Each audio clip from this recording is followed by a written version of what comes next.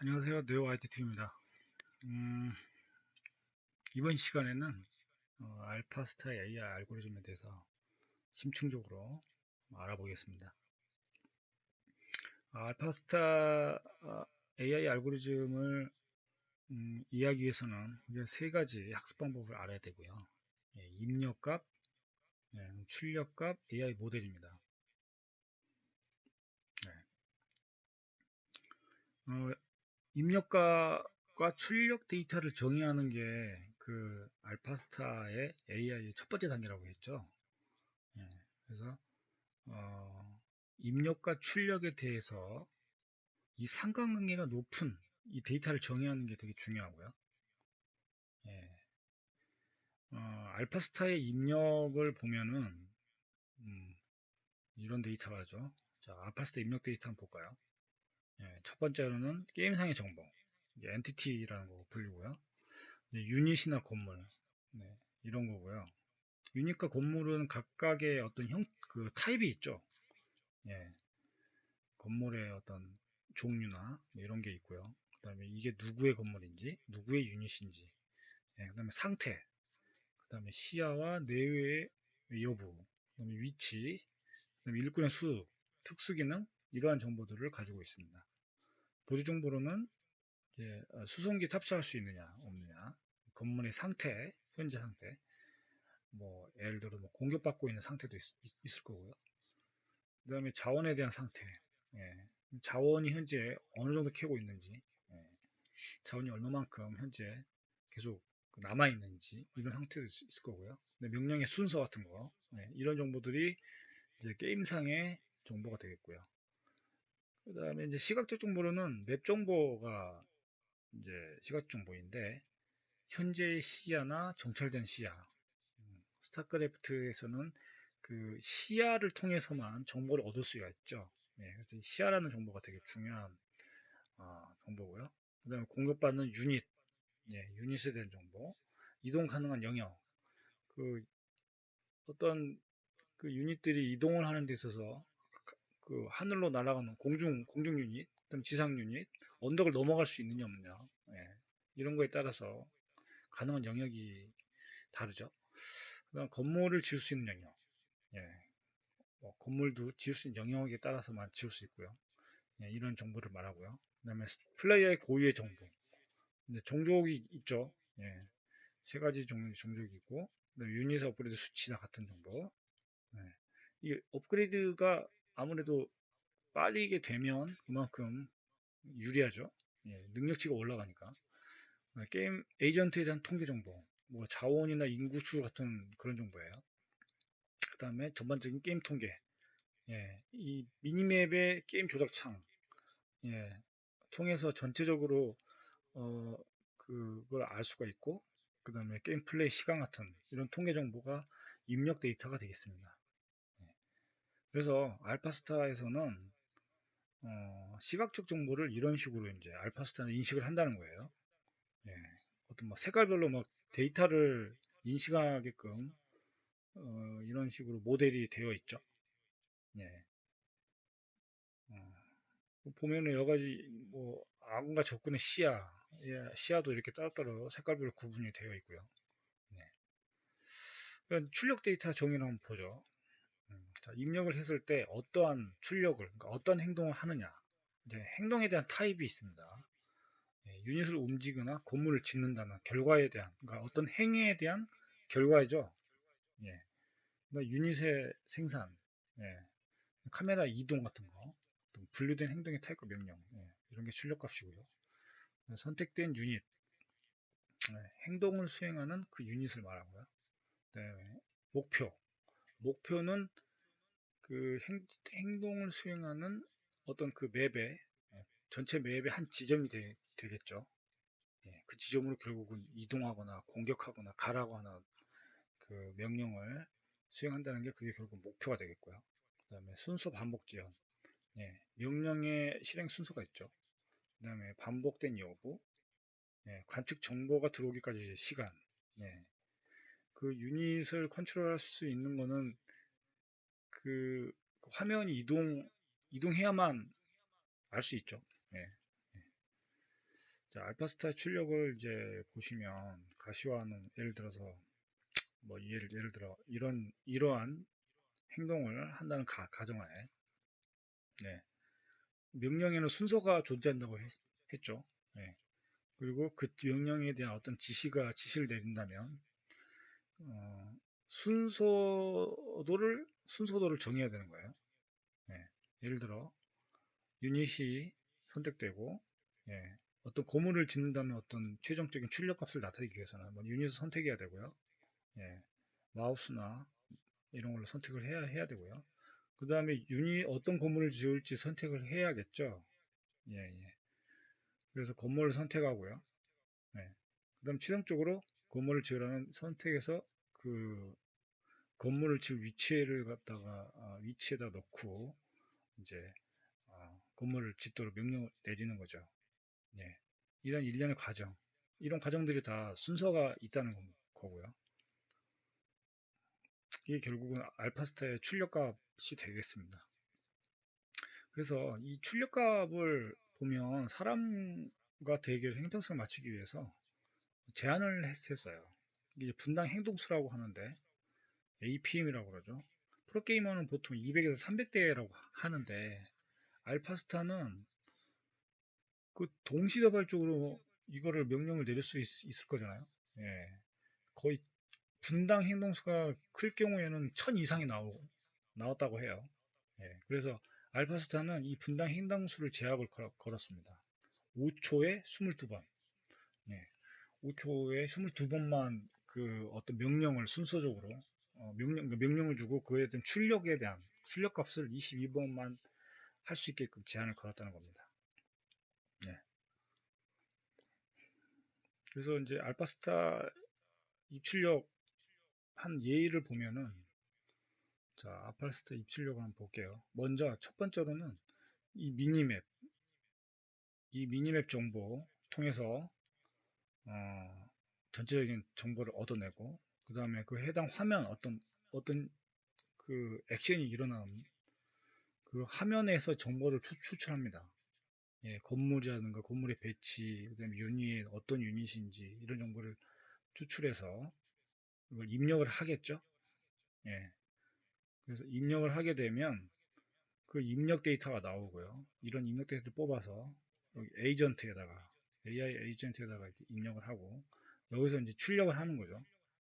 예, 그 출력에 이제 어떤 무엇을 누가 어디에서 언제 뭔가를 할 것인가라는 그러니까 AI 에이전트는 이제 명령을 내리는 주체죠.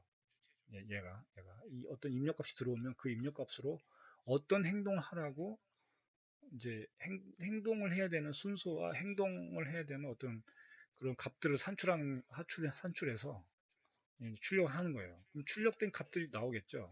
그게 이제 하나의 어떤 액션이 될 거고 그 액션을 화면에 다시 표시하는 거죠. 예.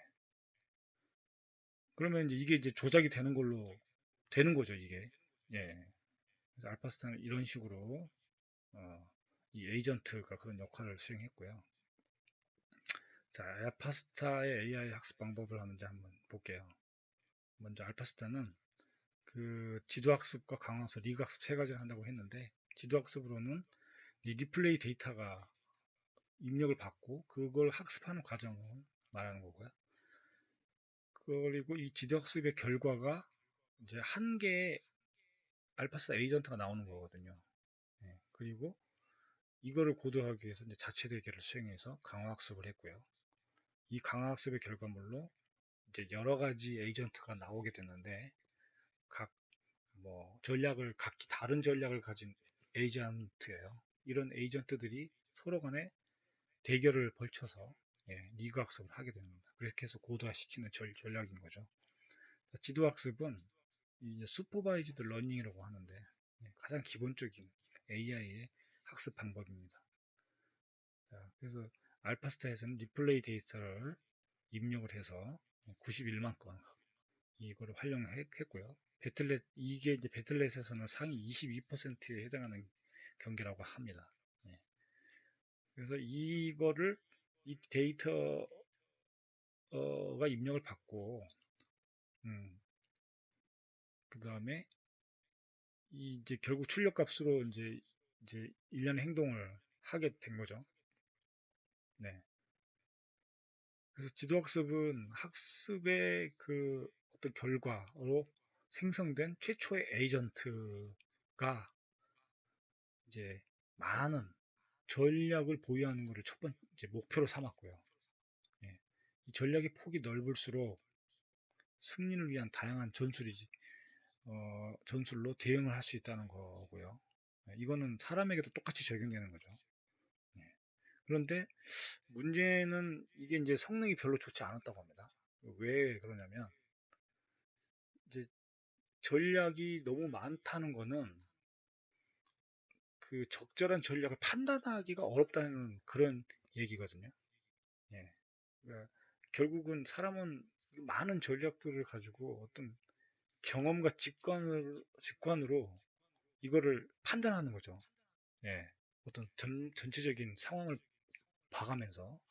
근데 이걸 컴퓨터가 이걸 하기에는 굉장히 어려운 거예요. 예. 그래서 이제 다른 방법이 필요했던 거예요. 그래서 알파스타는 이러한 지도 학습의 그러니까 단점, 예, 이런 단점들을 해결하기 위해서 이제 모방 학습이라고 하는 거를 채택을 했고요. 이거는 이제 사람의 데이터를 따라하는 거거든요. 네. 뭐 바둑이나 스타크래프트가 무한대에 가까운 경우 수를 가지고 있잖아요. 그래서 그 많은 경우의 수에 맞춰 가지고 어떤 여러 가지 전략을 가지고 대응한다는 거는 현실적으로 너무 어렵다는 결론이 나왔고, 결국에는 이 사람의 전략을 따라하면서, 예, 학습을 했다는 겁니다. 예. 그래서 결국은 이거는 그러니까 인간 프로게이머에도 똑같이 적용되는 겁니다. 예. 결국은 처음에는 다 전략을 익히기 위해서 그 고수들의 전략을 주로 따라하는 거잖아요. 예. 그렇게 해서 대부분 승리를 많이 거두죠. 예. 그래서 지도학습을 뭐 이런 식으로 이제 개념화 시켰는데, 보면은 이제 어떤 그 주어진 시점이라는 게 있고요. 시점이 있고, 그 시점에서의 관측된 입력값이 있어요. 그죠? 그 각각의 그 지도에 있는 유닛, 건물, 어떤 지형, 이런 정보들이 있죠. 입력값들이. 그 다음에, 어, 그 어떤 그 시점에서의 출력값이 나오겠죠. 예. 그 에이전트가 어, 어떤 액션을 수행해서 출력값이 결국은 나오게 되는 거고요. 그런데 그 출력값이 나오기 전에 사람의 전략을 중간에 에이전트에다가 입력하는 거예요. 이 사람의 전략 Z. 예. 그러면 이 사람의 전략을 받아가지고 에이전트가 인간의 전략을 최대한 모방을 한 그 전략을 채택하고요. 결국은 그 어떤 입력값에 대한 출력값으로 이 사람의 전략을 얼마나 잘 따라하는지 그러한 유사도를 측정하는 거거든요. 예, 그래서 얼마나 잘 따라하는지 그러니까 잘 따라하는 그 행동을 출력하게 되는 겁니다. 예, 이런 알고리즘이 쿨백 라이브러리 발산이라고 불리고요. 이런 방법을 지도학습에 적용했다고 하고요. 예, 그래서 뭐 딥마인드에서 여러 가지 이제 지도학습에 여러 가지 다른 다양한 알고리즘을 시도했는데 바로 요 모방 학습을 했을 때가 가장 성능이 높았다라고 합니다. 예, 그렇게 해서 이제 첫 번째 에이전트가 이제 만들어진 거죠. 자, 예. 그 다음 작업은 이제 이 에이전트가 상황별로 상황에 따라서 전략을 계속 바꿔야 되잖아요. 어떤 전략을 선택할지 이제 고도화 작업을 시킨 겁니다. 이게 이제 강화학습이고요. 알파스타 에이전트가 이 강화학습을 하는 개념도인데 굉장히 복잡하죠. 보면은 전부 다 이게 알고리즘입니다, 이게. 예, 이런 알고리즘을 복잡하게 다 이게 하나와 같이 이렇게 다 동작을 했던 거고요. 네. 그 이제 여러 가지 그 알고리즘 이제 한번 뭐 간략하게만 보면 MLP라고 해서 멀티 레이어 퍼셉션, 네. 퍼셉트론이라고 하는 인공신경망 알고리즘이 쓰였고요. 예, 요거는 이제 그 복잡한 데이터, 이게 복잡하잖아요. 스타크래프트가 이 데이터들이 다양하고 복잡하게 되면 이 패턴 인식을 위해서, 패턴을 인식하기 위해서 어떤 특징들을 추출하는 역할을 했고요. 그 다음에 그 장단기 기억이라고, long short term memory라는 이 알고리즘은 어떤 시계열 데이터, 그러니까 시간에 따라서 발생하는 이 데이터들을 예측하는 데 주로 많이 활용하는 알고리즘이고요. 이거는 알파스타에서는 어떤 시간 입력값이 시간적으로 연속되잖아요. 연속된 명령에 따라 이루어지기 때문에 그러한 연속된 명령을 어, 연속된 결국 그게 하나의 게임 화면이 된다고 볼 수 있죠. 예.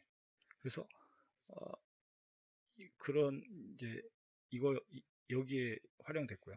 예. 그 다음에 이제 어텐션이라는 이제 알고리즘도 있는데 요거는 이제 어디를 주목해야 되는지, 예를 들어 뭐 공격을 할 때 이게 뭐 유닛을 먼저 공격해야 되는지 아니면 어디로 이동을 하는 게 우선인지, 그러니까 어느 시점을 가장 주목해야 되는지에 대한, 예, 그런 알고리즘을 말하고요. 예. 뭐 포인트 신경망 같은 것도 쓰였는데 이거는 이제 가변적인 출력을 대비하기 위해서, 예. 그러니까 출력 값이 굉장히 다양하잖아요. 예. 그리고 실시간으로 이루어지기 때문에 가변적으로 출력된다는 거예요. 예. 그걸 대비하기 위해서, 예, 이 알고리즘을 썼고요. 알파스타에이션은 이제 다수의 유닛 선택할 때 활용되었습니다. 실시간으로 이루어지기 때문에. 그다음에 뭐 잔차신경망이라고 해서 이것도 쓰였는데 이거는 그 이미지 패턴 인식에 최적화된 알고리즘입니다.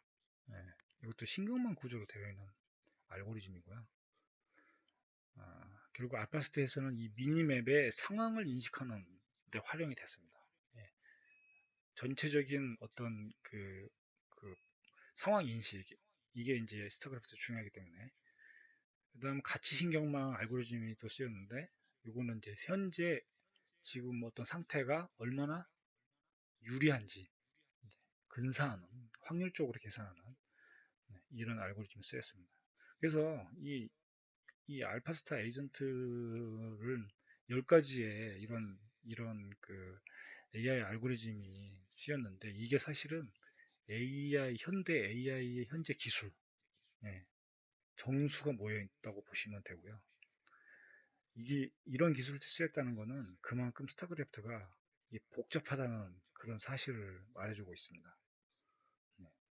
그래서 이 지금 이 알파스타를 연구를 해서 이거를 구현을 할 수 있다면 결국은 이 AI 기술을 다 습득할 수 있다는 얘기가 되겠죠. 예. 그다음에 알파스타의 강화학습. 자, 알파스타 강화학습은 이제 아까 그 좀 더 고도화시키는 작업이 필요했다고 했죠. 예. 이 에이전트들을 프로게이머 수준으로 변화시키기 위해서는 이 강화학습이 필요했고요. 강화학습의 기본이 이 정책과 가치라는 개념으로 어, 이루어져 있는데 이 정책이라는 게 이게 이제 주어진 어떤 상태가 있잖아요. 자기의 자신의 상태에서 행동하는 방법을 나타내는 걸 말하고요. 이 가치라는 거는 현재 상태가 나한테 얼마나 유리한지 이걸 나타내는 지표입니다. 그래서 결국은 인간의 세계에도 마찬가지잖아요. 어떤 상태에서 내가 어떤 행동을 하는 게 먼저인지, 그리고 그리고 그 현재 상태가 나한테 얼마나 유리한 건지를 판단을 해야만 전략을 세울 수 있는 거잖아요. 음.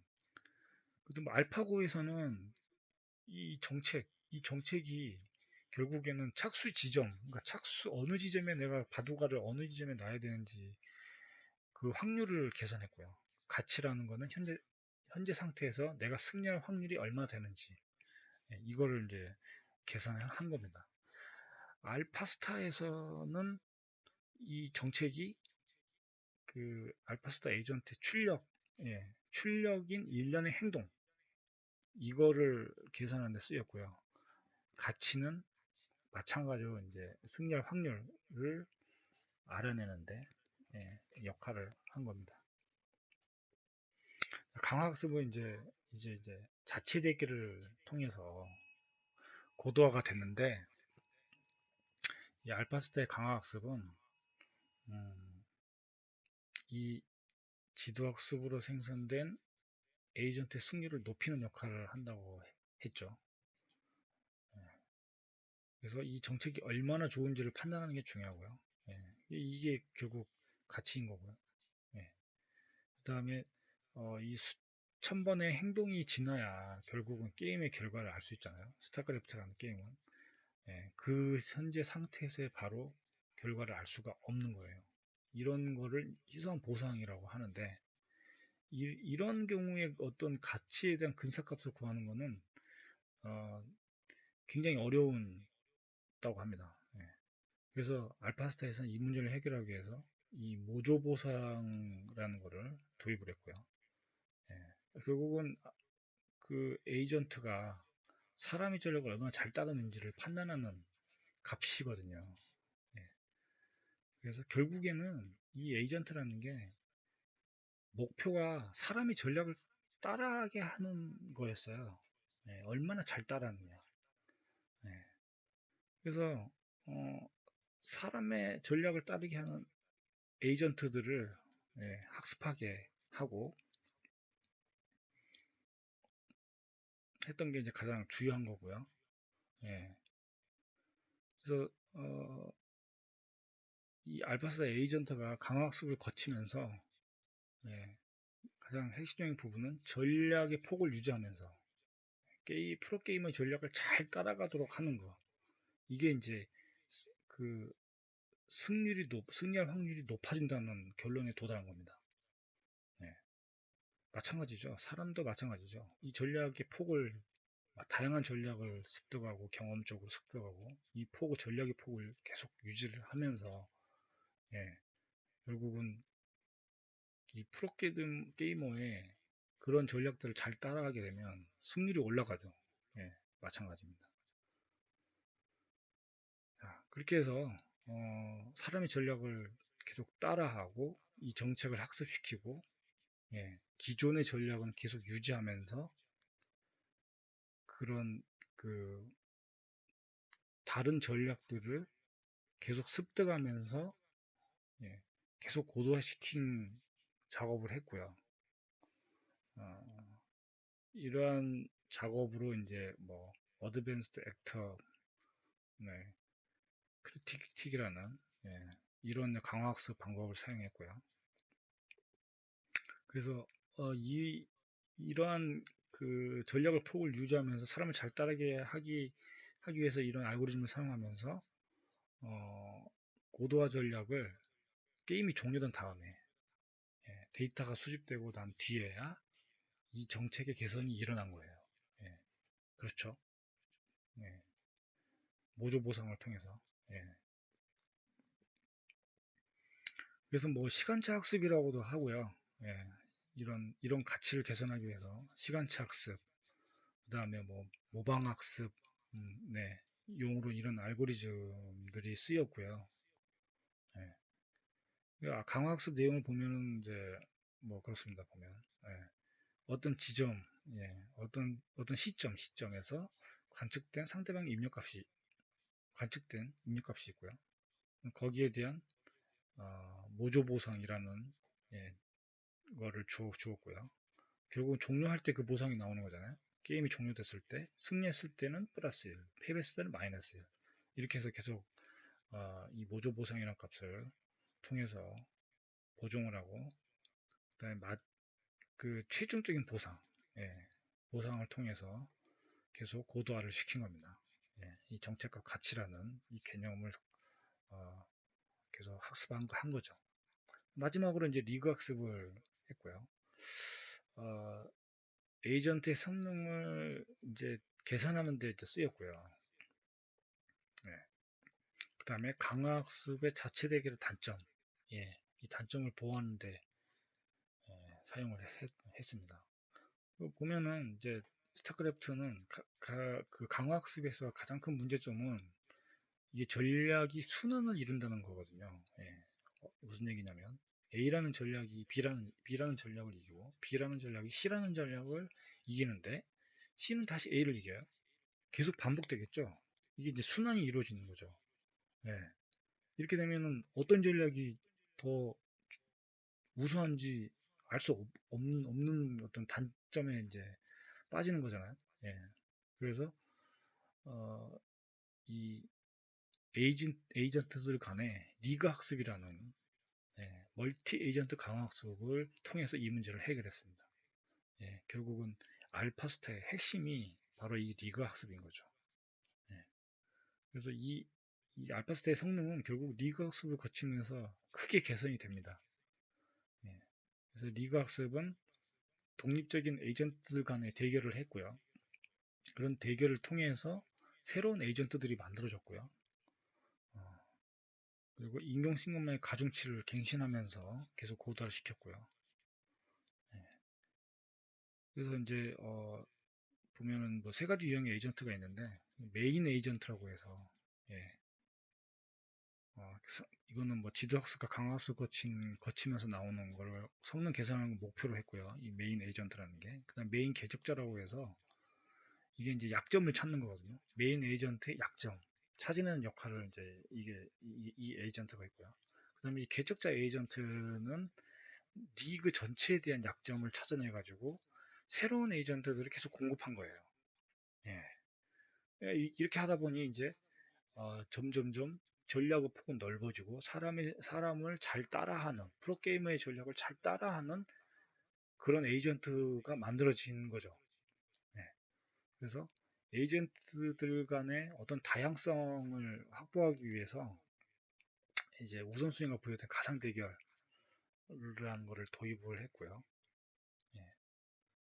그래서 이거는 그 예를 들어 실력이 높아지려면 그 실력이 비슷한 레벨의 상대가 만나야 되잖아요. 그렇죠? 그래야 점점 이 실력이 늘어나잖아요. 마찬가지로 이 상대방의 어떤 에이전트가 상대방의 에이전트를 잘 골라야 되는데 이 선정하는 이 과정에서 어려운 상대를 고르거나 실력이 비슷한 상대를 고르도록 한 거예요. 예, 이 인간의 세계도 똑같죠. 여러분들이 배틀넷에 가서 누군가를 만났을 때 그 만난 상대가 나랑 비슷한 실력을 가진 상대들이 만나게 돼요. 예. 결국은 그 에이전트들에게도 똑같은 이 룰을 적용을 한 겁니다. 네. 그렇게 해서 총 900여 개의 에이전트들이 만들어졌고요. 44일 동안 학습을 했습니다. 그렇게 해서 결론은 배틀넷의 상위 0.2% 안에 그랜드마스터에 등극을 한 겁니다. 예. 엄청나죠? 예.